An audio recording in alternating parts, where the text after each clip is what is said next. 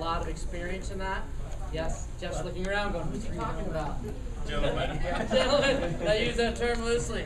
I do not. So what I'm going to do is essentially I'm going to introduce them very briefly and have them actually talk a little bit about some of their experience with the Pro-Ams, whether it's ones they've run or ones that are currently running. And then I have some questions that I'm going to start throwing at them, and then I want you all to join in. All right? So without further ado, we're going to start off with the director of the club here at Atlanta Athletic Club. That's Jeff Chandley. Why don't you go ahead and tell us a little bit about yourself? I've been here in Atlanta for the past 7 years, started to be in April. In April, I came from Savannah, Georgia at the Landings Club, where I was for 10 years. Sawgrass before that. As you can probably tell, I grew up playing football and didn't take up tennis until I was a senior in high school, but have been blessed by getting into the game and developing my career that way. So I've been blessed to be able to move around to different clubs and different experiences. I've been at private clubs pretty much most of my career, 32 years right now. I'm Matt Grayson. I'm the athletics and tennis director down at the Ansley Golf Club. I've been teaching here in Atlanta since '95. I started teaching with Dave. Well, you were the first one. So yeah, but '95 at Atlanta Country Club, and I was here for a little over a year. It was up the street at Laurel Springs, and then Country Club Roswell, and now where I'm at. So I've been doing this in Atlanta since then. Kind of like Jeff, I started late playing tennis. Didn't start until I was probably 12, 13 years old. Played all my junior tennis out in Texas. Went to Baylor University out there, and then I've been back here ever since. Dave Dvorak. I'm director of tennis at Dunwoody Country Club. I moved here in '88 from Michigan and went to a place called Willow Springs Country Club, which is now called Country Club Roswell. And then went over to the Atlanta Country Club, not to be confused with the Atlanta Athletic Club, Atlanta Country Club Marietta, and then over to Dunwoody. And I guess the reoccurring theme here is that I started tennis late in life as well. When I got into high school, but I played a lot of baseball and basketball, so then tennis is certainly blessed my life, as Jeff has said. And so I feel very fortunate to be here with all of you. When I came here in '88, I went to work for a young lady named Cindy Jones. Some of you may remember, and some of you might not know that name, but at the time she was running maybe one of the premier pro-ams in town, and I had an opportunity to learn a lot from her. So some of the stuff I'll share will come from my experiences working there. Sounds good. My name's Layman, and I'm the director of tennis at the Standard Club. I came to the area in 1999. I was at Dunwoody Country Club before Dave was there, and then went to the University of Alabama, and we hold 2 pro-ams at my club. We hold a winter indoor pro-am and a summer pro-am, so we'll get into that later, but thanks for having me. All right. Thank you, gentlemen. All right, I'm going to start us off. I'm going to start with you, Kip. Okay. And I want everyone to ask the same question, so I want everyone to kind of answer this one. How does a Pro-Am benefit me as a player in your event? As a pro coming to play our tournament, I think it could benefit you in many ways. One, you're doing it for a charity, which is a great cause, and that's why we're all there to help benefit the cause. But one, if you're looking for a job, I think it's a great way to audition.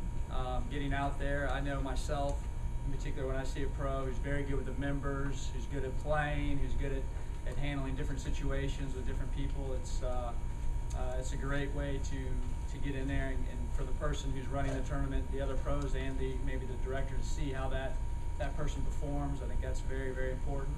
I think it's also a good way to network with other pros in the event, because they might go back to their facility or people that they know and say, hey, we was in this Pro-Am, he was a great guy, he had a lot of fun with the members, he knew how to handle himself. I think those are some of the things that are very beneficial as far as pro-ams. Well, I think the employment thing is a big deal. I mean, I think that there's not only are you potentially auditioning for the person whose Pro-Am you're playing in, but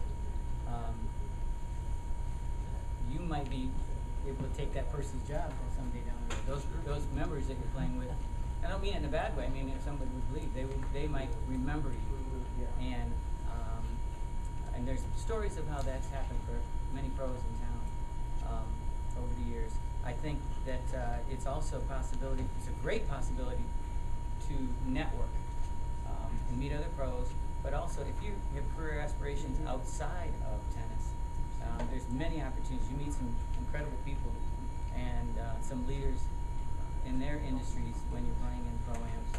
I have one quick story. I had a guy that was not a teaching pro, but was a salesman and was a terrific tennis player, and he played in a very small pro-am I had one time at the Atlanta Country Club, and I matched him up with one of my members, and halfway through, he came up to me, and they were having a lot of fun, and it was an older gentleman that it was his partner, and halfway through he came up and said, "Do you know what he does? You know what my AM partner does?" And I said, "Yeah," and he goes, "He owns the company, this multi-million-dollar company that I've been trying to get into to make a sales call on for 2 years, and have had no luck. And all of a sudden, he's had a door open to him, and that relationship blossomed immediately. Now, he couldn't play the next round. He was so nervous after that. But I mean, it's just one example of a way that you don't even necessarily understand what's out there and what's available to you sometimes. Yeah, I mean, it's kind of the same thing. It's all about the networking. Like, I remember playing when I first started doing it, I played in probably 12 of them a year, just trying to meet everybody in town, know who was there, because it's not just the club you're playing at. If I played against Dave in a different club that's not even his, or he's playing in, and they kind of see how you treat people on the court, how you play, because when you start getting into the pro-ams and stuff, you'll figure out that it's not who's the better player, it's who makes the member have a better experience that gets invited back. It's not whether you won or how well you did. It's kind of how you make the experience for everybody. And I remember John Hanna told me this one time, and I kind of always laughed the way he phrased it, but he always made the comment was, whenever I come to a pro-am, I recognize I'm a hired help for the weekend. Like, whatever my job, my job is that not to make people go, wow, John Hanna's a great tennis player. It's like, hey, Matt, what was that guy's name I played with that was the editor of Net News? He was really fun. Who was that guy? Like, that's really what you want it to be. What's that? So he doesn't always play that way. He's fiercely competitive. John Hanna's not here. I will fully admit he's a really competitive guy. Yeah. But that whole thought process of, hey, it's not about you for that weekend. You go in and you meet a lot of people, but you want people to enjoy the time they played you on the court, not just to say, wow, that guy really had a huge forehand and I was ducking the whole time not to get killed, but that they really made me have fun. They made the experience of being there that weekend a better one, and that's the one. That's how you keep getting invited back, keep getting to play in more of these, and get a really good reputation for how you deal with members and how you can, sometimes even in the events you can show the other directors and people there in a networking sense of how you can deal with some of the adversity that you run into, that you're going to deal with as a tennis pro at the club. When your partner hooks the other team real bad, how do you handle it? Do you give an equalizing call later, and you just look at the pro and tell them you're sorry? Like, what do you do? But some of those kind of things, it really shows how you know how to handle some of those tough situations when you're playing it too, which is a good thing if you're looking to kind of get into really any kind of club in town that's holding these events. And I agree. I mean, fourth one in line, we've covered a lot of things, and I think as Matt just said, a lot of it's honing your skills too. And any time that you can be in front of people talking or in front of strangers talking, that's important in our position because we're doing that all the time. And I think for young pros to go into a pro-am and just continue to hone their skills and better themselves, you got the veterans that do it. We know that we are the hired help for the weekend, but I think it's important for the younger pros also to get out there and put themselves out there and put themselves in uncomfortable positions sometimes to see if they can't hone their skills a little bit and kind of go from there. I think that's crucial with everybody getting involved. That's great. Well, I'm going to start with you on this next one. Okay. I'll be gentle. Yeah. Okay, so now we've talked about it as how does it benefit me as a player. But now if I'm either looking to go to my club to want to get one started or I have one, how does a pro-am benefit your members? Well, I think there's two ways that benefits. This feel good that we talked about with the charity event. I think that's important. I think it exposes them to other players, pros in the area. but I think it more than anything, if you have a club that pulls together for an event, a tennis event of any kind, it could be a pro-am, but if you have the whole club behind it, it builds a sense of community, which is what we all want from our clubs, I would hope, and that and a sense of pride. But to be able to put it together and build that sense of community, that everybody's working together and there's a common goal, and I think that's where you get into your committees and subcommittees and then the overall general population, I'll call it, membership. I think that's important because you can, and every one of the guys that have pro-ams, it's not just the tennis department that puts it on. It's, you know, your food and beverage, your maintenance, everybody gets involved to make sure that it's a great experience for the membership, to where they can show off their facility to the club, to the pros and others, and just be a part of a sense of community that way. I mean, along those same lines, if you're trying to get the members to get involved in, like, to how to explain to them why should they jump in if they've never done it before. You know, what we always try to tell them is basically you're guaranteed at least 4 hours of on-court playing lesson. If you're gonna have a pro who's standing there going, okay, I'm gonna serve the ball here, so he's gonna hit it here, so move over. And I can remember one of the first programs I played at the Country Club of Roswell. I played with a guy named Brad, and we were playing. It was match point. And I said, I'm gonna serve the ball here. I know this guy's gonna hit the ball there. Sure enough, served it there. There's Jim Hannequam, hit the ball right to Brad. Brad put it away. He looks at me and goes, you were right. Like, you knew it. That was gonna happen. And then I started working there years later, and he was like, you're the guy. You're the guy that told me where to stand when that ball goes there. He goes, that works. And so all of a sudden they get this whole thing when they're playing with somebody and getting 4 hours of basically a playing lesson, playing against other pros who are, and when they're playing against other pros too, the points last much longer. They're much more involved than they're used to playing. Most of the B guys, if they can hit 4 balls in a row in without trying to hit it to the next, court 8 from court 1, they're having a good match. And so with the pro-am, at least the points are lasting a lot longer. They can just see a lot of movement in the play. A lot of things that sometimes as pros are trying to tell them during clinic, because the rallies only last 2-3 balls. Sometimes it's hard for them to pick up on that when they play in the event with pros that are keeping the ball and play longer, making them get more involved. They learn a whole lot more about how to play as well. So just from learning how to play tennis better, I think they get tons out of playing in the event. But then there's the other whole side that Jeff was talking about too, where the club does come together, and the tennis players take a lot of pride in our pro-am at least, in showing the golfers that, like, hey, you're not the only part that has like a big event. Like there's a weekend where it's all about the tennis side of our club. We've actually even added in golf pro-am as part of our events. Now it's a club-wide event, but they really like the fact that there's something that they get to be like the top dogs on campus for a weekend as the tennis players in the club. Yeah, they really get to give back, but they get to do it by having fun. Right. Okay, they get to say they've given back, and a lot of times they are raising a lot of money, and so they do give back. I think one of the other things, and you guys have touched on it already, but it's also, it gives a chance for your better players in your club to, you get to feed their egos, so to speak. They get to test themselves against the better players, and a lot of them need that. And then you get a chance with some of your weaker players to actually encourage them to just step out and do something and put themselves in a situation that they would not normally go get into. And you can encourage them to do it, and you watch the confidence grow, because you're going to put them with a pro that's right for them in that setting, that's going to be encouraging, and it's going to be a person that's going to bring them along throughout the match and not ignore them, so they're going to have a great experience. So that goes back to the first question of, you want to do something nice for your members and you want them to have a great experience. It's going to be because the people that are in the program, the hired guns, as we kind of describe them, are doing their job well. I think they touched upon many of the aspects. I mean, I think pride, obviously, coming together as a club is very important. And I also think the learning aspect, you get different pros coming in, and everybody's got different views. You can tell we always say, you can tell one of our members something that maybe we have told them, but they hear it differently, or it just comes through in a different light. So there's many opportunities to learn, and I really believe in Dave. We've got a few people more involved in our tennis program playing in our pro-am who are weaker, and we're strong to gain some confidence. We've got to put them with the right pro that you think will help them, but I think it's it's good for them to get out there and know that they can do it and handle it and have fun, have the points last longer. But I'd say the main two things are obviously the learning and the pride coming together as a club and trying to raise money for a good cause. And you also build a lot of camaraderie that wasn't there before between some people that might not even have known each other. I mean, you're talking about building community, but there's also that opportunity for your members just to meet.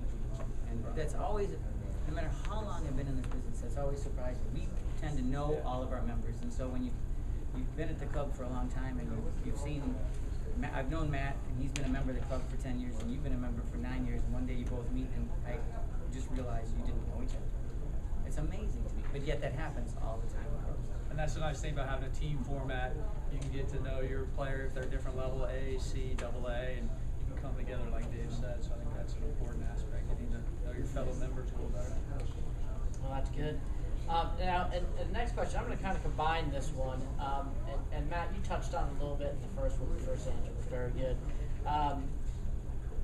Kind of is, what do you look for in a pro who plays your event?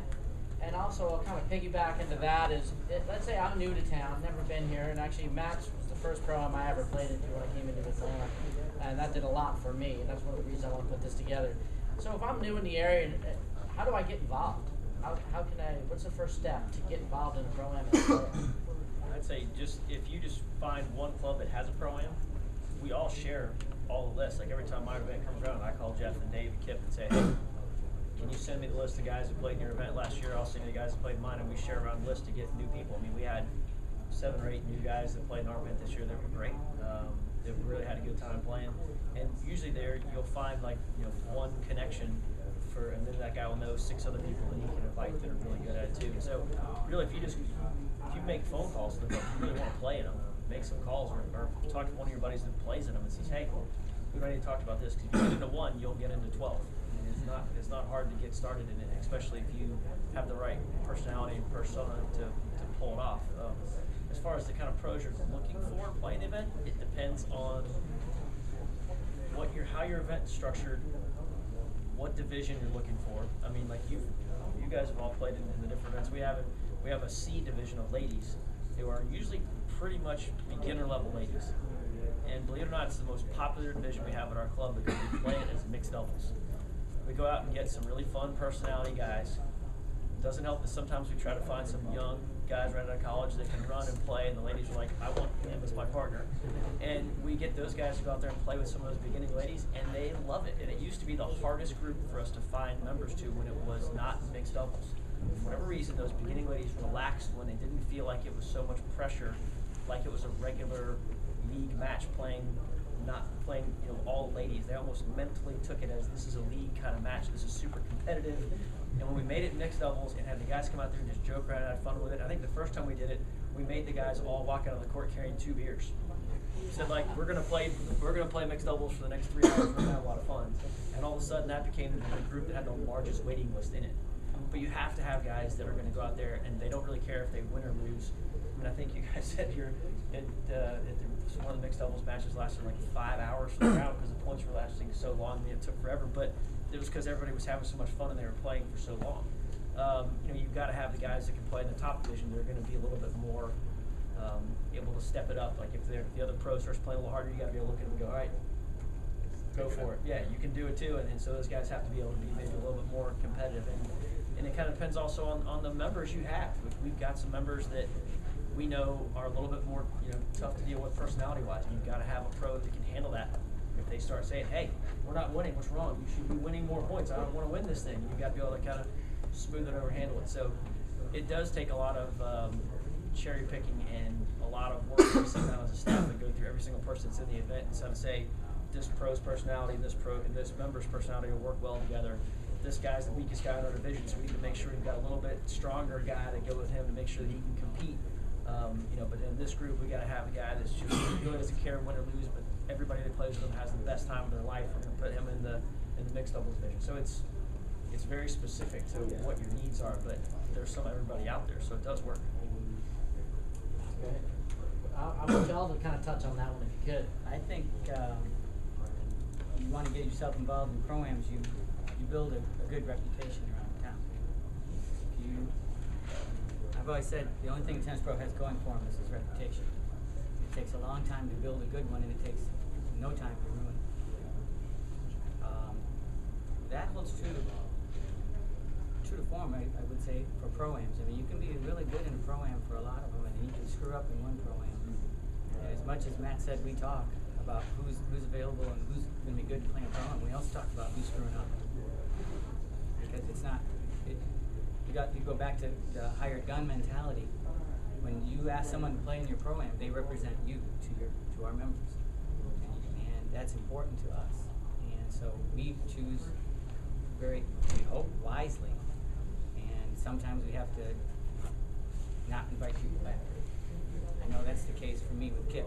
I can no longer go back to Kip. There you go. You're out like that. Yeah, that was it. And but your reputation is crucial. You will earn a reputation among the members of the club.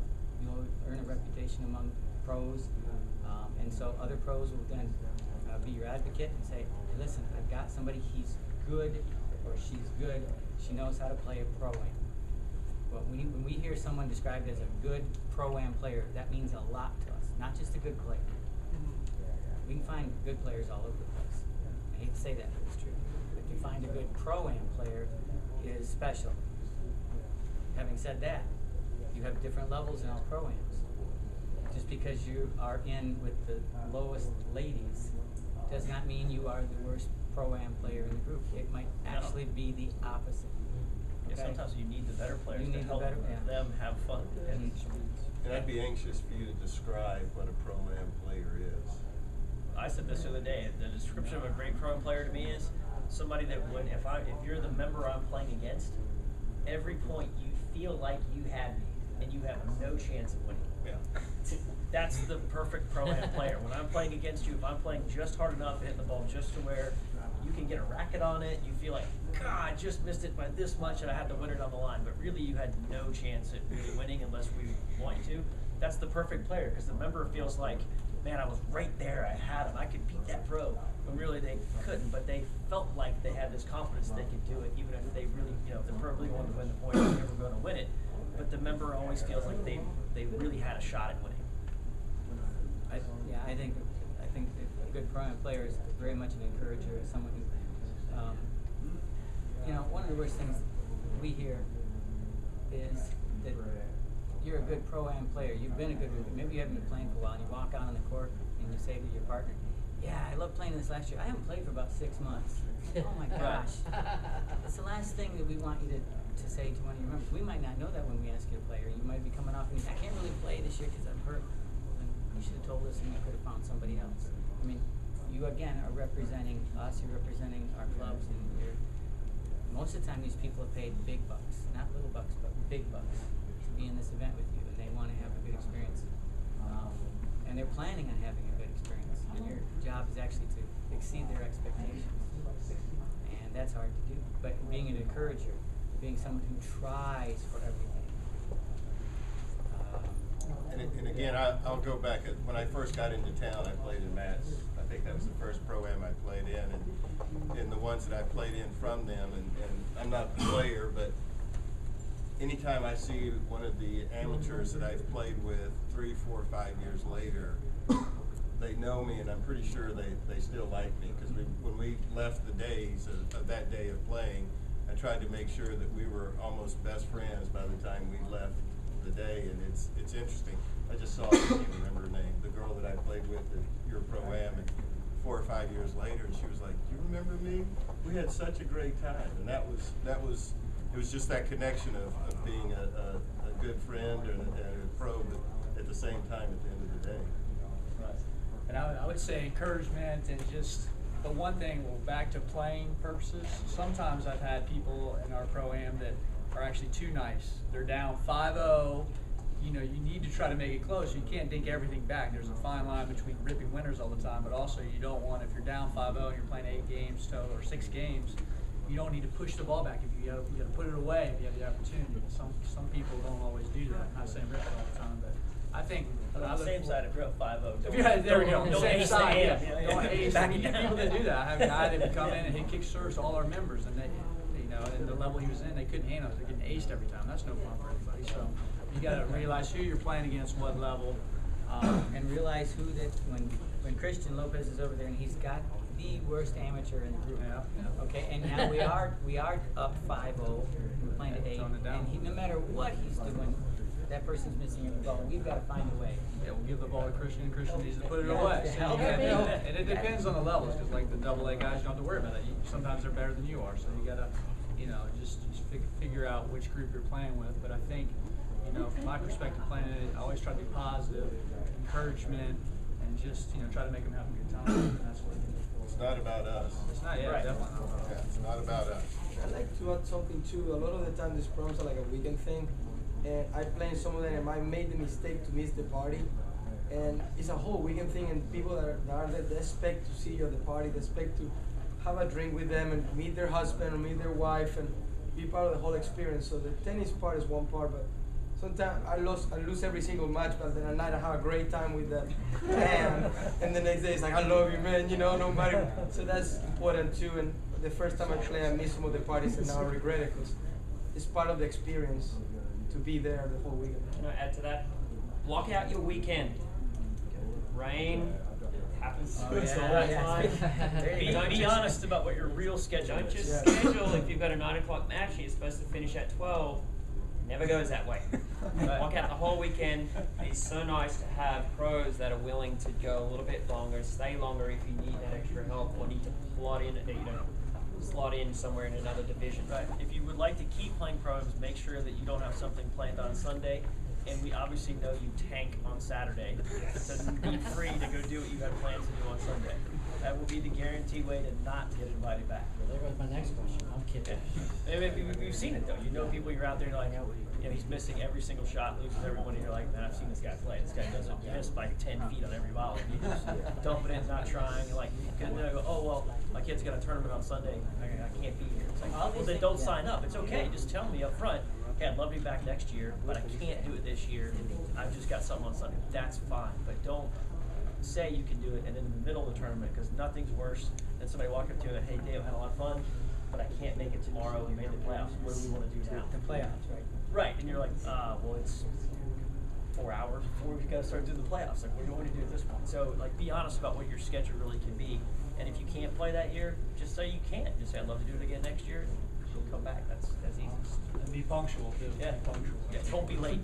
I just wanted to add, I think the best pro players are tennis coaches, professional, like us, pro coaches, because I think sometimes on the drums, if you guys struggle with numbers, we go into players that just, they're just college players that just got out of playing, and they have a different mentality when they go out there and play.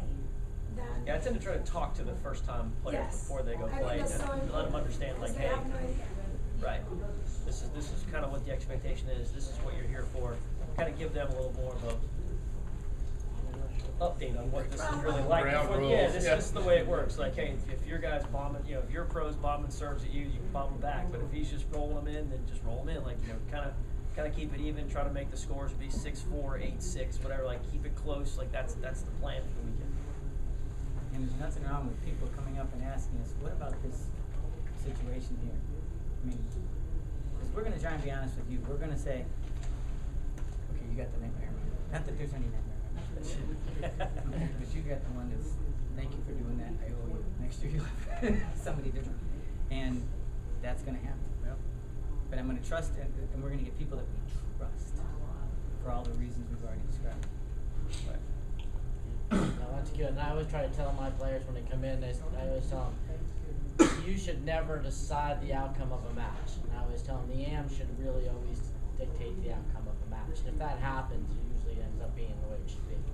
So that helps because the ego's not necessarily involved. I do have another question.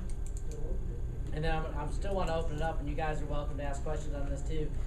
So I'm in a club. I know I just started my pro-am. This year was my second year. So for everyone else, if you want to get one started at your club, what would you say is the first thing you need to do to get a pro-am started? If you want to get one going. You have to have a core group of members buy in to be the prom committee and be involved in it. Say that again, Matt. you have to have a core group of members who are willing to be your pro-am committee and are buying into being a part of the event. If you walk out and say, you know, I'm Ken Adriano, I'm running the pro-am and I'm going to do it. Good luck. Because without having member support and having the members do it, and having the members help you sell to the club and get their friends involved and go out, you know, if you're going to make money for charity, you got to get sponsors and all that kind of stuff. It's way harder for the members to look at, you know, if Dave's a member of my club and he goes to Kip and says, hey, we need your company to be a sponsor, it's way hard for Kip to say no to Dave as another member. But if I go up to Kip and go, hey, we need your company to be a sponsor, he can blow me off in a heartbeat. That's pretty easy. So you have to, I would say you got to lay the groundwork with the membership and get them to buy into it before you ever try to get anything else going in your program. And along those lines, that group has got to be made up of a good mixture of Indians and a few chiefs. You can't have all chiefs. You can't have all Indians. And so you've got to have the people that can lead and the people that can do.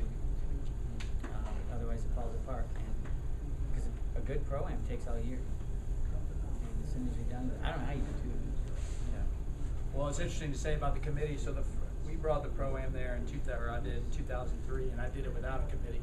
So I would agree with Matt. I wouldn't recommend that, but it was the only way I felt like I could get it going.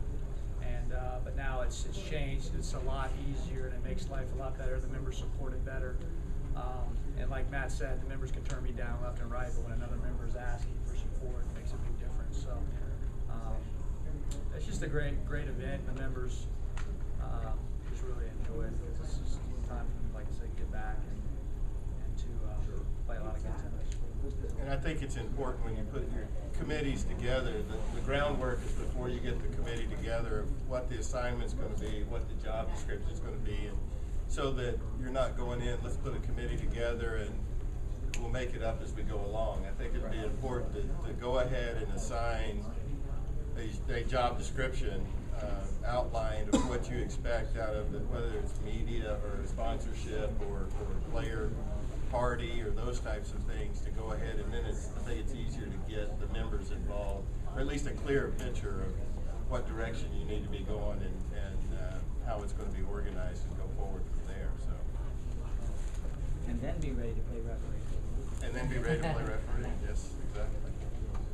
Well, that's some good stuff. I want to open it up. If anyone has any questions, feel free to ask me questions. Yeah, do you have that outline that you can share with the? I do not run a pro-am right now, and but I have outlines for national 40s that we've done and other events, whether it's our member guest event. So.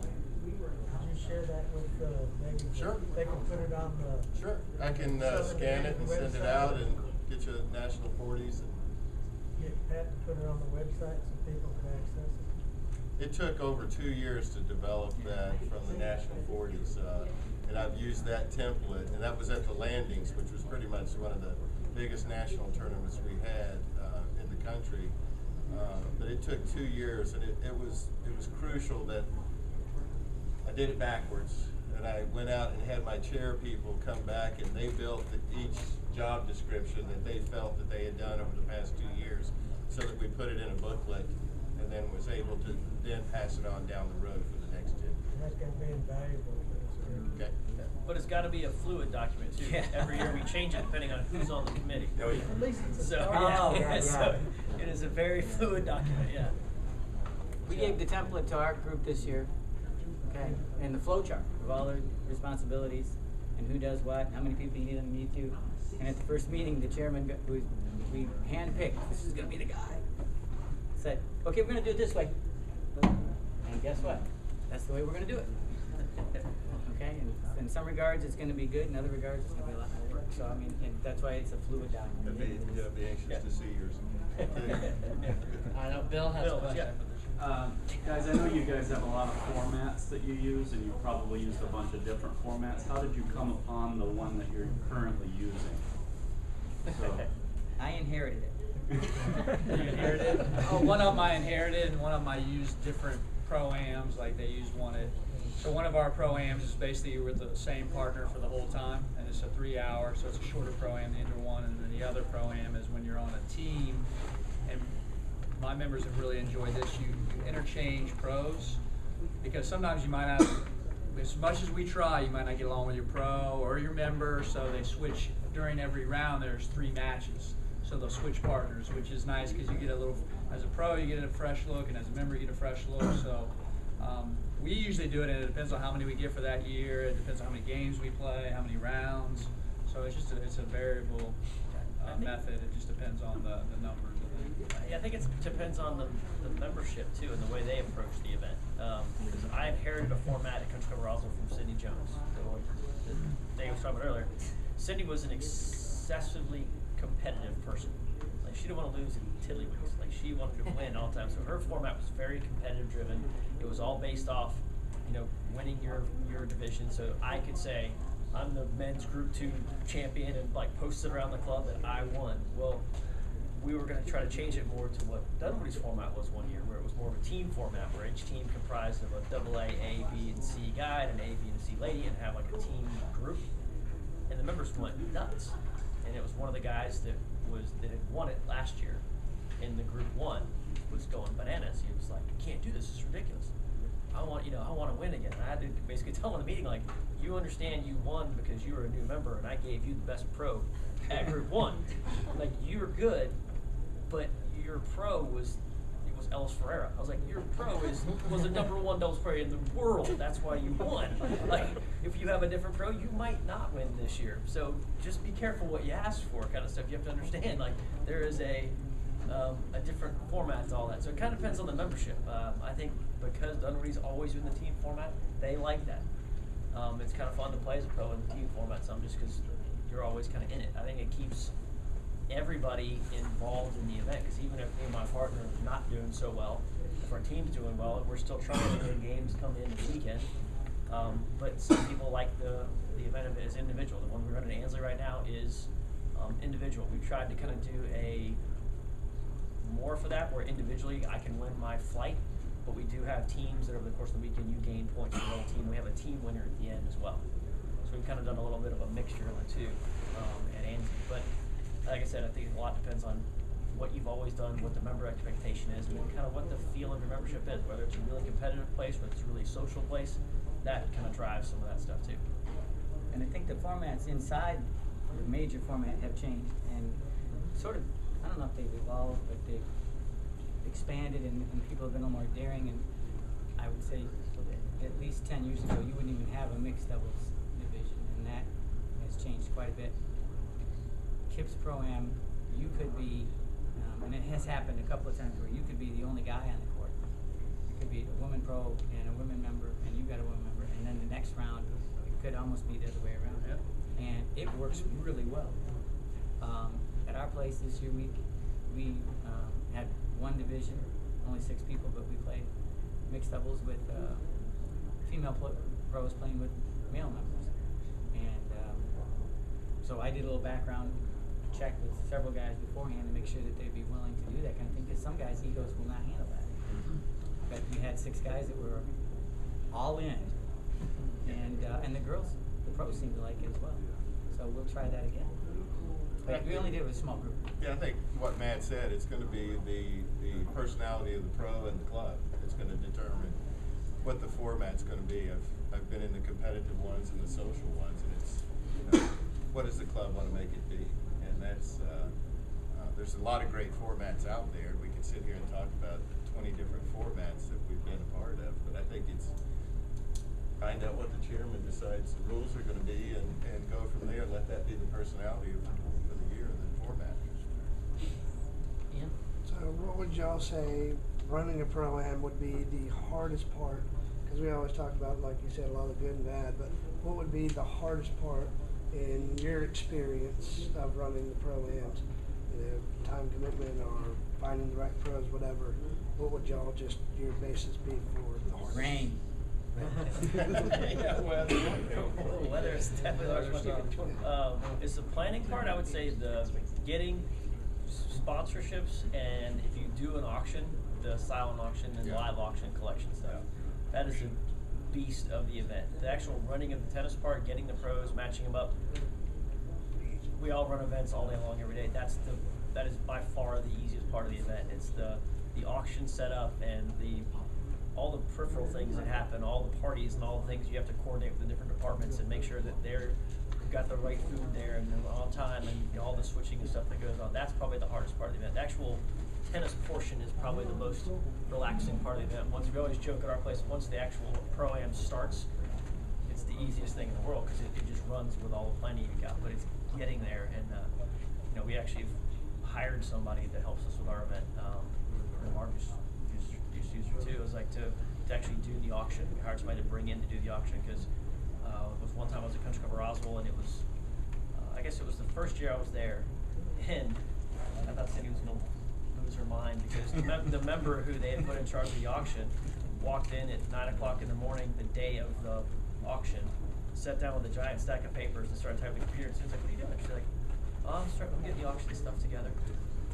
And it was supposed to be that night at 7 o'clock, and so auction didn't go so well because only about half the items were entered in the software and ready to go and stuff. And so the very next day, I think that's when Cindy hired Jen Burns, who's our auction coordinator, to help do the event because I remember kind of dropped the ball. But that is by far the hardest part. Oh, yeah, I totally agree. Sponsorship and the auction items, and nobody wants to go ask for freebies or ask for money, so it's a tough one. And you got to ask for money so far in advance. That's the hard part too, because you've got to get on their budgets and their schedule to get some of that money. So you got to, our event's in August, and we're going to start the second week in January is our first meeting to start going after sponsors. Okay, and ours is later in August, and we've already had our first meeting. Yeah. And we're having our second meeting shortly. Question. Two questions. First, how do you choose the charity? How does that go about? What's the best way that you guys have found for that? And two, you'll kind of joke about it, and I do as well, but how much do you control the Pro-Am, and how much does the committee control you? And how do you find that balance? Because inevitably, if it falls apart because they haven't got the sponsors or they haven't got their party together, it's a reflection on you. So now, how much do you control that so that you don't look bad?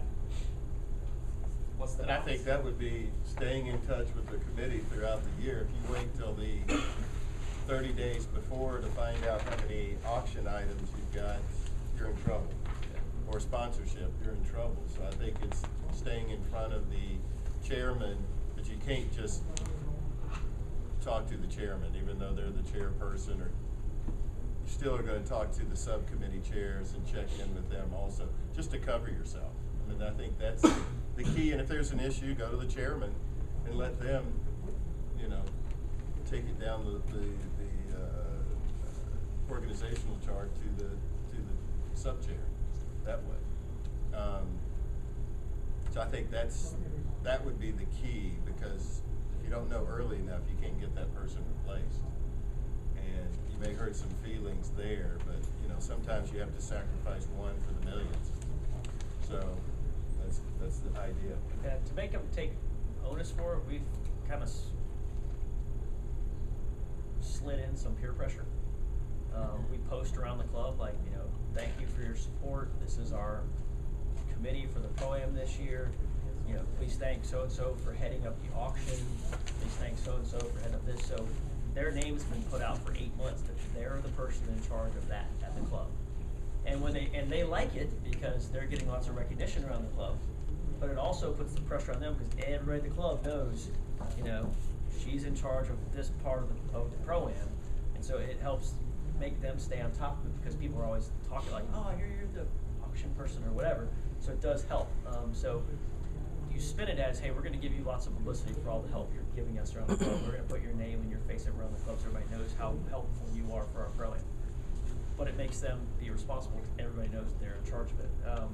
As far as the charity portion, up until this last year, at every place that I've ever done one, it was just, we just kind of came as the staff and said, these are our charities this year. This past year, I would say it all depends on how much money you raise. If you raise $7,000, $8,000 a year, no one's going to care what charity you pick. You start making $100,000 a year, every single person at the club who has any kind of charity that wants money will be knocking down your door, but we want to be your charity. So this year we did have that. We we had somebody that was really kind of did a lot of politicking, got involved with tennis committee to push that, and they did get involved. It kind of went the way we thought, where they were just going to sit back and not help and just want us to write them a check. And so at the end of the year, we had a meeting with everybody saying, okay, here's what money we gave to them. This is the things they promised us they would do to make it worth our while to support them. They didn't do any of these things. I think we need to look at something else next year, and everybody voted on the tennis committee to look at another charity next year. So it kind of hates a give and take with the tennis committee, and who's, you know, prom committee is part of that. The prom chair sits on the tennis committee in our club, so we do have some support there to take that. But I think I was lucky enough that this year when we were talking about discussing it, they all understood that it had to be a give and take from both sides. Like, if we're going to support your charity, we expect your charity to, or the people that represented that charity, to be around that weekend at the club, have FaceTime there, to maybe go out and help us get maybe a few extra sponsors from people that support their charity to help the event, and those kind of things. And we were able to put together a list of, we're going to give you this check, but these are the things we need help with. And if you don't, this might be a one-off. If you do, we'd love to make this a long-term partnership. We have a set of metrics. People apply, the charities apply, because everybody's up. As Matt just said, every member's got a charity. And so we set some criteria, and ours, the first one is that it's going to be for kids' charity. We have the adults do, golfers, men golfers do stuff for men, the women golfers do stuff for women. So we're going to do it for the kids. If you're local and kids, it's easier to get sponsorships. And then, that's the way. Yeah, and then so we have a set of metrics, and then they come in, and one guy actually sits down and looks at everybody's tax returns, all these charities' tax returns, and their tax status, and their percentage of admin, and how much actually goes to charities. And he puts a spreadsheet together, and he brings it in, and they vote, and they think, because they want it. The goal is to be impactful, all right, to those charities. So nothing against CHOA. CHOA is one of the great charities of this town. Sure. But for us to do something for CHOA is like just giving them a nickel at the end of the day.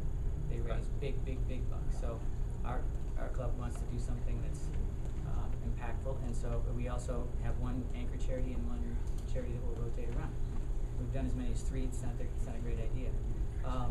Interestingly enough, it seems though that no matter how well we do that, the charity of our chairman seems to be right there in the lead that year, which then ends up being a good thing, because now they really have ownership over this, and they are going to push it, and they will stay on top of it. But it really is done above board. It's just, and also, what can the charities bring to you to help you? You talk about the auctions.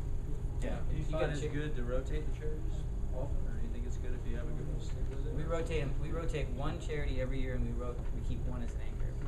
We try to, our criteria at the very base level is try to have something that is local, with kids, generally a little bit smaller, and if we can find a tie to a club. Like, one of ours is the Southeastern Brain Tumor Foundation, and that's because we've had 4 members of our club who are involved in tennis who've had family members or husbands or wives die of brain tumors.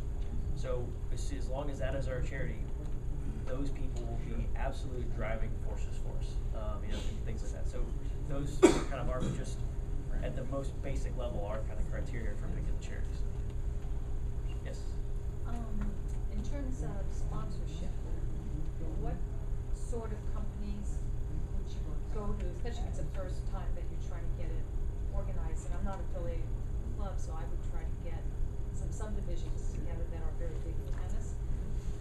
So what kind of sponsorships? And for a first-time event, like, about how many pros would you need, and about how much money do you need to raise with sponsorship?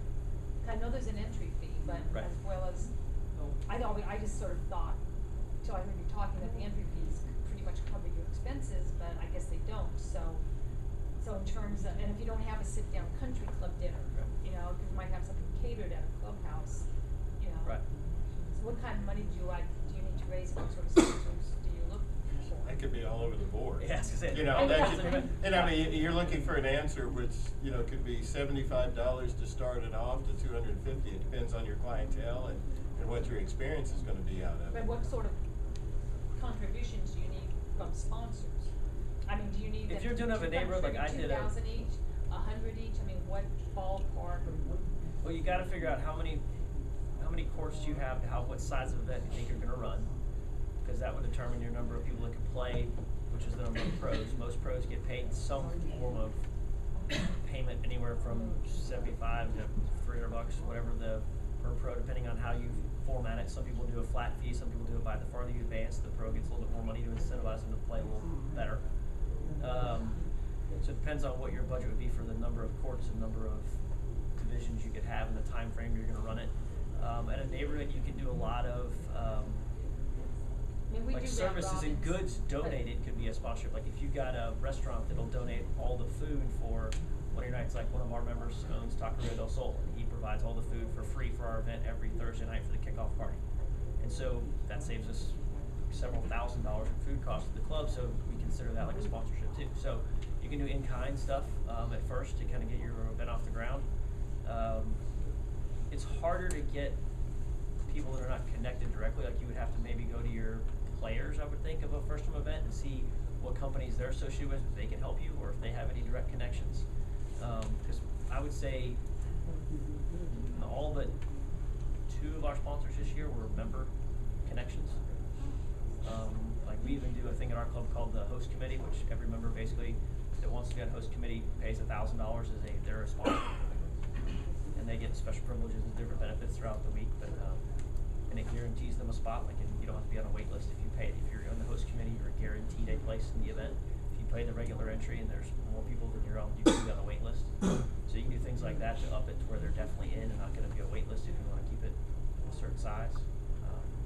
But going out and just getting flat sponsors with no connection is really, really almost impossible, because it's hard to sell them on what benefit are they getting out of it from a company when they do that, unless they're the if you use them every single year to resurface your courts, if the court maintenance company out of a neighborhood that you're using every year, maybe they would sponsor it because you're also using them as the person that's taking care of your courts. It's good PR for them, but it's hard to sell that. Like for whatever reason, for golf, I think they have no issue backing a golf tournament. Like the companies are just used to dealing with that.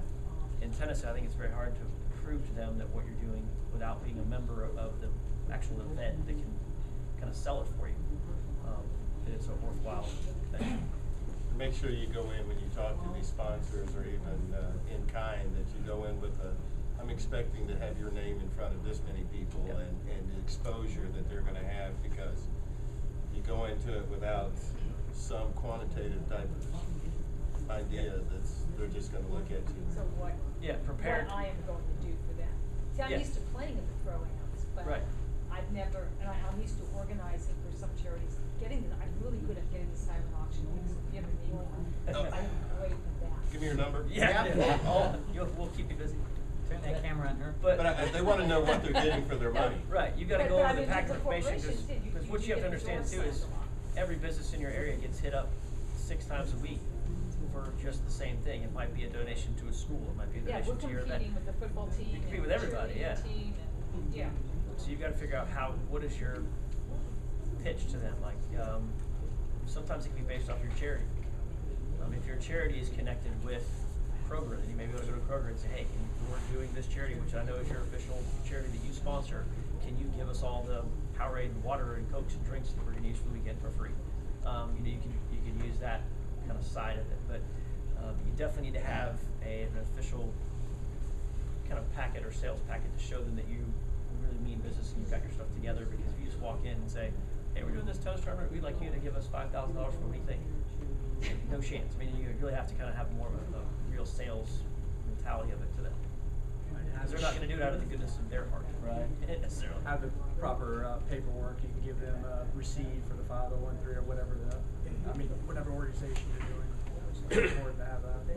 I think what you said is member participation. I mean, the members, their companies, Yep. even if they give a little, it builds. If you have 100 members, and they just give 100, that's still a lot of money. So. Correct. Well, I mean, mean, I stay here for the rest of the day and listen to you guys talk about it, but we You're gotta the get only one. You have no life. Yeah. Oh, we got one more presentation we want to do, so I want to thank you all for coming out. Thank you guys.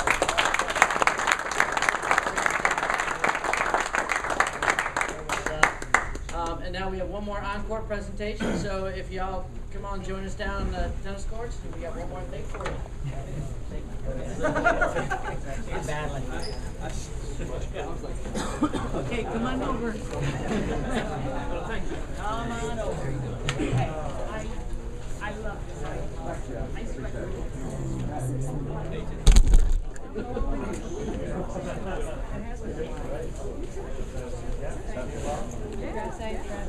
Okay, bye.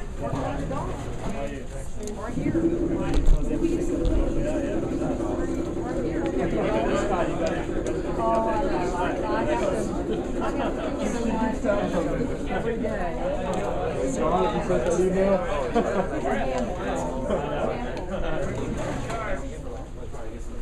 Are you leaving?